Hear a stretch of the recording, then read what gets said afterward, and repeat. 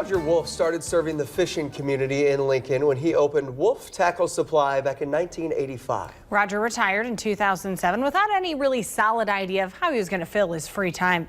Our Lance Schwartz joins us now with the story of how Roger started a whole new career after selling his store. Exactly. This just goes to show you sometimes in life you just don't know what's around the next corner. Roger Wolf says this restoration business was never really anything he had thought that much about getting into. But it turns out that Roger has developed a real passion for making old things new again.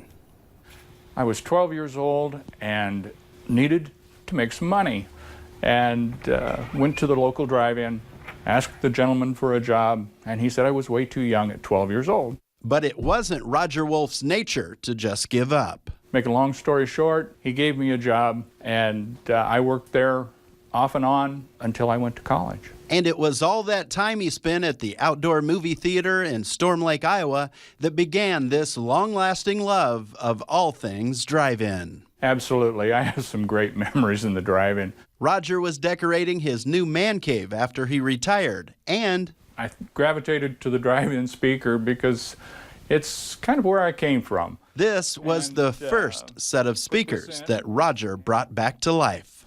Cleaned them up, painted them, hooked them up to my stereo, and that was the first one. Today, 11 years later, Roger has restored thousands of speakers that he has sold via his website and eBay. I have shipped these all over the world. Another big chunk of this 68-year-old's restoration business has become breathing new life into rusty old parking meters. Much to my surprise, there are people that collect parking meters.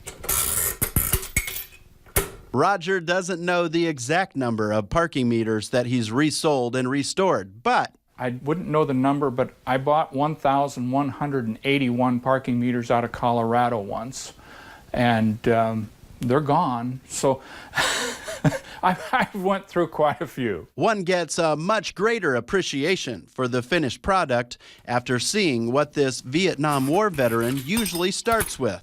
I find an old parking meter, I pick the locks, decode them, and make keys. And this is kind of what I usually end up with, is some sort of rusty, corroded mess. But this one will be saved, and it'll be back on the shelf someday, and someone will enjoy it. It's pretty easy to see that the hours just fly by when Roger is out in his man cave doing what he does best.